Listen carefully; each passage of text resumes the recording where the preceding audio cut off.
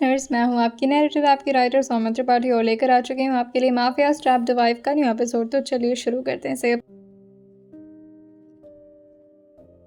अब तक की कहानी में आप लोगों ने सुन लिया था कि कुणाल जो वासना से बातें कर रहा था कि तभी उसे याद आता है कि रियांश ने उसे यहाँ पर क्यों भेजा है।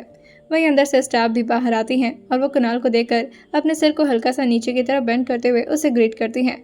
वासना जो तुरंत ही कुणाल का हाथ पकड़ते और उसे अपने साथ ले जाते हुए कहती है, चलो हम गार्डन में चलते हैं, वैसे भी यहाँ पर लूसीफर का आतंक मचा हुआ है। कुणाल जो उससे कहता है, अरे लूसीफर क्या आतंक मचाएगा, कितना क्यूट सा तो है वो।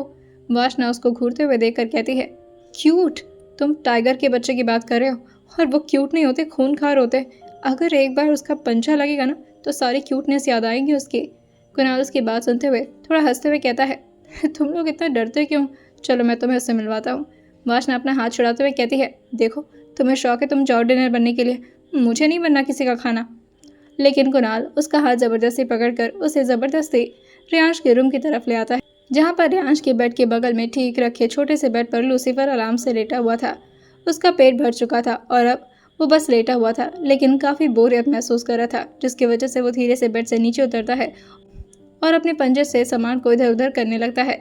वहीं वासना के तो पूरे पैर कांप रहे थे और कुणाल काफ़ी रिलैक्स वे में उसके सामने आकर बैठ जाता है और वो वासना को भी ज़बरदस्ती बैठाते हुए कहता है, अरे तुम मिलो तो उससे। वहीं लूसीफर को कुणाल अपनी गोद में उठाता है और वासना से मिलाते हुए कहता है, देखो ये एक डरपोक लड़की है, इसे काटना मत। लूसीफर एक बार कुणाल को देखता है और उसके हाथ पर धीरे से अपनी जीभ चाटते हुए उसको हाय बोलता है। कुणाल उसकी गर्दन को पकड़कर धीरे से उसके चेहरे को वासना की तरफ आगे बढ़ाता है, जिससे वासना मेढक की तरफ पीछे कूदकर चली जाती है और वह धड़ाम से फर्श पर गिरते हुए कहती है, मुझसे प्लीज दूर रहो, मुझे तुम्हारे साथ दोस्ती नहीं बनानी, प्लीज बस मुझसे दूर रहो और दूर से मुझे देख लिया करना, और बस मुझसे इतनी दोस्ती करो कि मुझे खाना मत प्लीज। कुणाल जो उसको देखकर उसकी तरफ लूसीफर को फिर से आगे बढ़ाते हुए कहता है, अरे नहीं खाएगा पागल। वासना जो धीरे धीरे अपने हाथों को आगे बढ़ाते हुए कहती है, ओके थोड़ा सा छूना, कहीं तुम्हारे पंजे कि तभी जल्दी से लूसीफर उसकी तरफ आगे बढ़ जाता है और कूदकर कुणाल की गोद से उतरते हुए वो वासना की गोद में चला जाता है। वासना काफ़ी ज़्यादा कांप रही थी, लेकिन फिर धीरे धीरे वो भी लूसीफर के साथ फ्रेंडली होने लगती है और अपने हाथ को धीरे धीरे उसके सर पर सहलाते हुए कहती है, ये तो वाकई में काफ़ी क्यूट है और मुझे काट भी नहीं रहा। कुणाल जो कहता है, ये सिर्फ स्ट्रेंजर से डरता है और ये तुम्हें अटैक नहीं करता, ये सिर्फ खुद को डिफेंड करता है। वासना उसकी बात सुनते हुए कहती है, लेकिन भाई को टाइगर ही क्यों पालना था, कुछ और भी तो पाल सकते थे, बहुत सारे पेट होते दुनिया में। वहीं कुणाल जो कहता है, क्योंकि अभी ऐसे प्यार से पाल रहे हैं और आने वाले वक्त में ये उनका बहुत काम करने वाला है। वैसे भी सर के प्रोफेशन में वेपन्स की ज़रूरत तो पड़ती है, तो ये भी कुछ ऐसा ही काम करेगा। वेल तुम इस बारे में ज़्यादा मत जानो तो ये अच्छा होगा। वासना और साथ ही रियांश की पूरी फैमिली को सिर्फ यही पता था कि रियांश का प्रोडक्शन हाउस है और रियांश के दुबई में हो रहे इलीगल बिजनेस के बारे में उन्हें कोई आइडिया नहीं था। रियांश ने भी अपना काम कर दिया था, उन्हें जिया को सिर्फ इस वक्त अक्षत से बचाना था, क्योंकि अक्षत ही था जो जिया के करीब जा सकता था और उसे हर्ट कर सकता था। काम करके अपनी अग्निहोत्री विला में वापस लौट जाते हैं। अब कुणाल और वासना दोनों लोग मिल करके लूसीफर का ध्यान रख रहे थे और उसके साथ खेल भी रहे थे।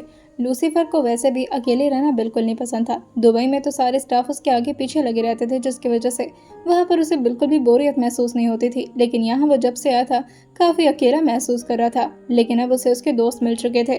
वहीं जितेंद्र जी भी अब बाहर से विला में वापस लौट गए थे। अब वो प्रार्थना जी के रूम में पहुंच जाते हैं। वही प्रार्थना जी जो रूम में अपने हाथों में रुद्राक्ष का माला लेकर लगातार जप किए जा रही थी और वो काफी जल्दी में ओम नमः शिवाय कर रही थी। जितेंद्र जी ये देखकर के थोड़ा हैरान होते हैं और उनके ठीक सामने आकर बोलते हैं, अगर आपको ध्यान करना है तो आप मंदिर में कर लीजिए, यहाँ पर इस तरह बेड पर बैठकर कौन। प्रार्थना जी जैसे ही जितेंद्र जी की आवाज़ सुनती हैं, वो तुरंत ही रुद्राक्ष के माला को अपने साइड की टेबल पर रखती हैं और उनके सामने आकर खड़े होते हुए कहती हैं, अच्छा हुआ आप आ गए, यहाँ तो मेरा जीना हराम हो गया था। आपको पता भी है आपके बेटे ने क्या गुण खिलाया है। जितेंद्र जी जो कहते हैं, मुझे अपने बेटे के ऊपर फक्र है, वो हमेशा कोई ना कोई ऐसा काम करता है जिससे आप परेशान हो जाती हैं। प्रार्थना जितेंद्र जी की बात सुनकर प्रार्थना जी जो हैरान होते हुए पूछती हैं, आप भी अपने बेटे का सपोर्ट ले रहे? अगर आपको पता चलेगा ना कि उसने क्या किया है तब आपको समझ में आएगा। जितेंद्र जी जो प्रार्थना जी को अच्छी तरह से जानते थे कि वो छोटी छोटी बातों पर कितना ज़्यादा घबरा जा करती हैं, जिसकी वजह से वो उन्हें आराम से बेड पर बैठाते हुए कहते हैं, आप पहले गहरी गहरी सांस लीजिए, उसके बाद बताइए कि आखिर हुआ क्या है। वहीं प्रार्थना जी जो कहती हैं, सांस लेने का भी वक्त नहीं है, आप अपने दोस्त को कॉल करिए, वो जो फॉरेस्ट मिनिस्टर है, उसे जंगल से एक जानवर भाग कर आ गया है और आपके बेटे ने उसे पाल भी लिया है। हमें तो कुछ पता भी नहीं चला इसके बारे में, और वासना तो कह रही कि दुबई से लेकर आए हैं उसे। जितेंद्र जी जो कहते हैं, ऐसा कौन सा जानवर लेकर आ गया, क्या कोई अजगर आ गया घर में। प्रार्थना जी जो उनकी बात सुनते हुए कहती हैं, हाँ आप भी ना उसी की तरह बस हर बात को मजाक में लेते। अरे बेटे ने माता रानी की सवारी को अपने घर में पाल रखा है। हाँ माना कि मैं उसकी पूजा करती हूँ, मगर इसका मतलब ये नहीं कि उसे अपने घर में पाल लूँ। इतनी भी हिम्मत नहीं मेरे अंदर। जितेंद्र जी उनकी बात सुनते हुए कहते हैं, अच्छा तो आप लूसीफर की बात कर रही हैं, खामखा उससे आप डर रही हैं, वो तो बहुत प्यारा है। वहीं कुणाल और वासना के साथ खेलते खेलते लूसीफर जो अब विला में इधर उधर दौड़ने लगा था, और वैसे भी उसे एक जगह बैठने की आदत नहीं थी। रियांश के दुबई का मेंशन काफी बड़ा था और स्पेशली उसके लिए तो अलग से जगह बनी हुई थी जहां पर वो खेल सके। यहाँ पर उसे कोई खेलने का तो जगह नहीं मिलता, मगर वो सीढ़ियों से उतरते हुए अब बीच हॉल में आ जाता है और इधर उधर दौड़ने लगता है। सारे स्टाफ चिल्लाते चिल्लाते इधर उधर भागने लगी थी। रियांश लूसीफर को लाकर काफी सीक्रेटली अपने रूम में रख लिए थे, साथ ही किसी को भी इस बारे में पता नहीं चला था। इस तरह चिल्लाने की आवाज सुनकर के प्रार्थना जी की तो और हड़बड़ी काम जाती है और वो जितेंद्र जी को जोर से पकड़ते हुए कहती हैं, किसी को खा गया क्या, जल्दी चलिए।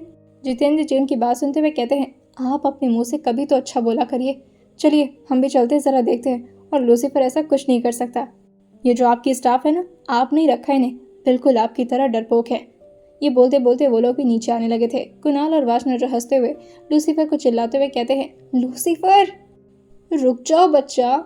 वासना के मुंह से इस तरह की बातें सुनकर प्रार्थना जी उसको रोकते हुए कहती हैं, तुम भी उसके प्यार में पड़ गई, अभी तक तो तुम्हारा भाई पागल था, अब तुम भी हो गई। वासना जो कहती है, मम्मा वो सच में बहुत क्यूट है और बिल्कुल नहीं काट रहा, लेकिन नीचे का माहौल तो कुछ अलग ही हो रखा था। सारे स्टाफ, लगभग 8 से 10 स्टाफ पूरे हॉल में इधर उधर भागे जा रही थी। लूसीफर को समझ नहीं आ रहा था कि वो लोगों को डरा रहा है या फिर उनके साथ खेल रहा है। कुणाल भी लूसीफर को बुलाते हुए उसे पकड़ने की कोशिश कर रहे थे, मगर लूसीफर तो टाइगर प्रजाति से बिलोंग करता था और जब वो भागना शुरू करता तो फिर उसे पकड़ने की हिम्मत कहाँ किसी की हो पाती। और वो कुणाल और वासना से इतना भी ज़्यादा नहीं डरता था कि वो एक बार उन लोगों के बुलाने पर उन लोगों के पास आ जाए। अब वो लोग कोई रियांश अग्निहोत्री थोड़ी ना थे। प्रार्थना जी जो नीचे का माहौल देखते हुए जितेंद्र जी को दिखाते हुए कहती हैं, क्या हुआ, खत्म हो गई आपकी कॉमेडी, अब बोलिए ना, आप देख रहे हैं किस तरह से, हे भगवान आज तो सब मरेंगे, मैं भी जाऊंगी आज। वहीं जितेंद्र जी जो प्रार्थना जी को जोर से अपने गले से लगाते हुए कहते हैं, आप नहीं सुधरेंगे, वो देखिए आपका बेटा आ रहा है, वो सब कुछ कंट्रोल कर लेगा।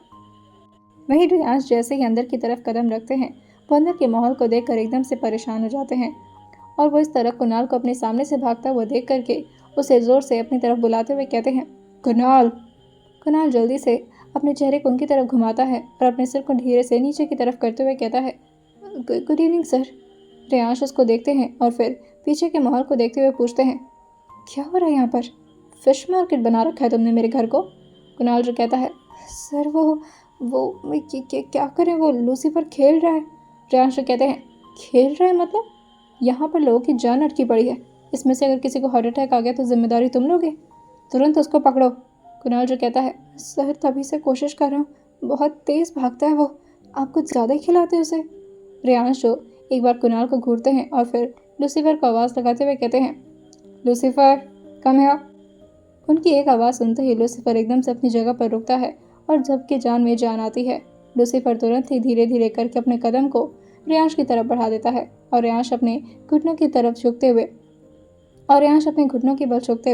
उसको अपनी गोद में उठाते हुए कहते हैं, क्या कर रहे थे तुम और सबको डरा क्यों रहे थे। रियांश के इस तरह की टोन सुनते ही वो अपने सिर को धीरे से नीचे कर लेता है, जैसे उसे कितना गिल्टी महसूस हो रहा हो कि उसने खामखा सबको परेशान कर दिया।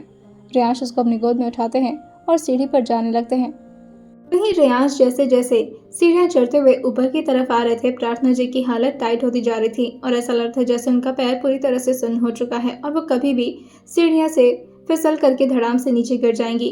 वो पहले तो जितेंद्र जी को पकड़ने की कोशिश करती है, मगर जितेंद्र जी भी उनके पैनिक को संभाल नहीं पाते और वो जल्दी से अपनी साड़ी उठाते हुए सीढ़ियों से ऊपर की तरफ भागने लगी थी।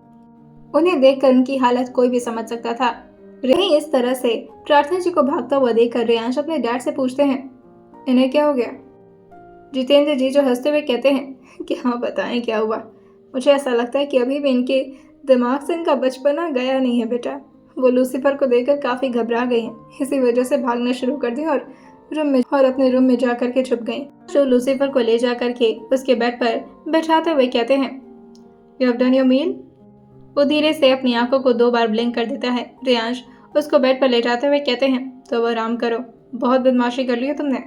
और ये बोलकर वो भी अपने बेड पर बैठ जाते हैं और एक स्टाफ को अंदर बुलाते हुए कहते हैं, कुणाल को बुला कर लाओ और इसके लिए 2 स्टाफ जो मैं दुबई से लेकर आया हूँ उन्हें भी यहाँ पर मेरे सामने लाकर खड़ा करो। वो स्टाफ जो कि उनके घर पे काम किया करती थी और वो तुरंत अपने सर को हाँ में हिलाती है और नीचे की तरफ चली जाती है। सबसे पहले कुणाल रूम में आ गया था। वासना जो उसे रूम में जाता देखकर गुड लक का साइन देते हुए कहती है, भगवान तुम्हारी रक्षा करे। कुणाल धीरे धीरे अपने कदम को अंदर की तरफ बढ़ाता है और अपने सिर को नीचे करते हुए कहता है, सर मैंने बहुत कोशिश की लूसीफर को संभालने की, पर वो बहुत तेज। कि तभी रियांश कहते हैं, मेरे पास इसके लिए ज़्यादा वक्त नहीं है, कल हमें जोधपुर निकलना है। जिया का मूवी का पहला शूट है। अक्षत को मैंने वहाँ पर भेज दिया है। तुम जिया को इन्फॉर्म कर दो कि हम कल सुबह ही फ्लाइट से निकल रहे हैं। दोपहर तक शूट स्टार्ट हो जाएगी और इसके साथ ही स्क्रिप्ट वगैरह भी उसके लैपटॉप पर सेंड करवा देना। सारी इन्फॉर्मेशन क्लियर कर दो और अगर उसे कोई कन्फ्यूजन होती है तो बोल देना कि तुमसे बात कर ले। कुणाल जो कहता है, ओके सर, पर मैं अभी। रियांश जो कहते हैं, नहीं तो कब? उसे स्क्रिप्ट याद करने में भी प्रॉब्लम हो सकती है और फिर प्रैक्टिस करने में भी उसे टाइम लगेगा। ये उसका फर्स्ट शूट है और वैसे भी जोधपुर सिर्फ 2 दिन का स्टे लिया है हमने। अगर 2 दिन में हमारा क्लिप नहीं निकला तो फिर प्रॉब्लम हो जाएगी। कुणाल जो रियांश की बात समझते हुए कहता है, ओके सर, मैं अभी बात कर लेता हूँ। और ये बोल करके वो फ़ोन निकालते हुए रियांश के सामने ही जिया को कॉल करने लगता है। रियांश भी आकर के काउच पर बैठ गए थे और उसे भी बैठने का इशारा कर देते हैं। वो साइड के काउच पर बैठता है और दूसरी तरफ से फ़ोन रिसीव हो जाता है। जिया जो अपने भारी गले से बोलती है, हेलो। जिया की आवाज़ सुन करके कुणाल जो तुरंत ही फ़ोन को स्पीकर पर कर देता है ताकि रियांश को भी जिया की आवाज़ सुनाई दे और वो जिया से पूछता है, तुम ठीक हो? क्या तुम्हारा गला खराब लग रहा है या फिर तबीयत नहीं ठीक है? जिया जो कुणाल का जवाब देते हुए कहती है, आप कुणाल सर बोल रहे हैं? मुझे प्लीज़ बताइए, नंबर सेफ नहीं है। कुणाल जो कहता है, हाँ मैं ही बोल रहा हूँ। वैसे तुमने आवाज़ से मुझे पहचान लिया? जिया जो कहती है, हाँ वो जानी पहचानी आवाज़ लगी आपकी, और फिर इस टाइम आपके अलावा कौन ही कॉल कर सकता है मुझे। रियांश को इस बात पर थोड़ा अजीब लगता है और वो तुरंत ही कुणाल के हाथ से फ़ोन अपने हाथ में लेते हुए कहते हैं, क्यों, कोई और क्यों नहीं कॉल कर सकता तुम इस वक्त? कुणाल को अच्छे से पता था कि एक बार अगर रियांश के सामने जिया को कॉल लग गया और फ़ोन स्पीकर पर हो गया तो रियांश खुद को कंट्रोल नहीं कर पाएंगे और वो खुद ही जिया से बातें करना शुरू कर देंगे। कुणाल जो रियांश को अपनी लिटिल फिंगर दिखाते हुए कहता है, सर मैं अभी हल्का होकर आता हूँ। और ये बोल करके वो रूम से निकल जाता है। वैसे उसे वॉशरूम नहीं जाना था, बस वो बहाना मारा था ताकि रियांश को जिया के साथ थोड़ी प्राइवेसी मिल सके। उसकी आवाज़ सुनते ही जिया का टोन पूरी तरह से बदल गया था और वो थोड़ा स्ट्रिक्टली बोलती है, आप उनके साथ हैं? रियांश कहते हैं, मैं किसी के भी साथ रहूं, तुमसे उससे मतलब नहीं होना चाहिए। और ये कैसे बोल सकती हो तुम कि इस वक्त सिर्फ तुम्हें कुणाल कॉल कर सकता है, मैं नहीं कॉल कर सकता? जिया जो कहती है, मैं आपके इस सवाल का जवाब नहीं देना चाहती। कुछ इम्पोर्टेंट बात है तो बताइए, वरना फ़ोन रखिए। रियांश कहते हैं, मुझे भी तुमसे बात करने का कोई शौक नहीं है। कल जोधपुर के लिए हमें सुबह 5 बजे की फ़्लाइट पकड़नी है। वेल ये बात तुम्हें कुणाल बताने वाला था। जिया जो कहती है, तो फिर वही बता दे, आप क्यों बता रहे हैं? रियांश कहते हैं, क्योंकि मुझे तुम्हारी आवाज़ सुनने का ना बहुत मन कर रहा है। जिया जो रियांश की बात सुनते हुए कहती है, मुझे तो लगा ही था। रियांश अपनी भावें चढ़ाकर गुस्से में कहते हैं, तुमसे बात करता हूँ तो मेरा बीपी हाई हो जाता है।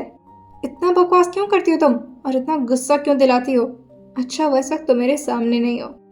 जिया जो दूसरी तरफ से काफ़ी काम वॉइस में कहती है, अगर सामने होती तो आप क्या कर लेते, मारते मुझे? रियांश अपनी मुट्ठी कस के बंद करते हुए कहते हैं, कल सुबह मुलाकात होगी तुमसे, फिर बताऊंगा क्या कर सकता हूँ मैं तुम्हारे साथ। मैं स्क्रिप्ट भिजवाता हूँ तुम्हें, अच्छे से प्रैक्टिस कर लेना। तुम्हारी वजह से अगर शूट में कोई प्रॉब्लम आए ना। जिया जो कहती है, मुझे अच्छे से पता है कि आप मुझे निकाल देंगे, क्योंकि आपके पास तो एक्ट्रेस की कमी है नहीं। रियांशु कहते हैं, दैट्स गुड कि तुम्हें ये बात पता है। कल सुबह मुलाकात करता हूँ तुमसे, फ़ोन रखो। और ये बोल करके वो फ़ोन कट करते हैं। और उसकी अजीब क्यों है लड़की, बाकी लोगों की तरह बात क्यों नहीं करती है मुझसे। और लड़कियाँ मुझसे बात करती हैं तो कितना प्यार से, कितना रोमांटिक वे में बात करती हैं। और एक ये है, बचकर कहाँ जाओगी, वैसे भी तो मेरे अंडर में ही काम करने वाली हो।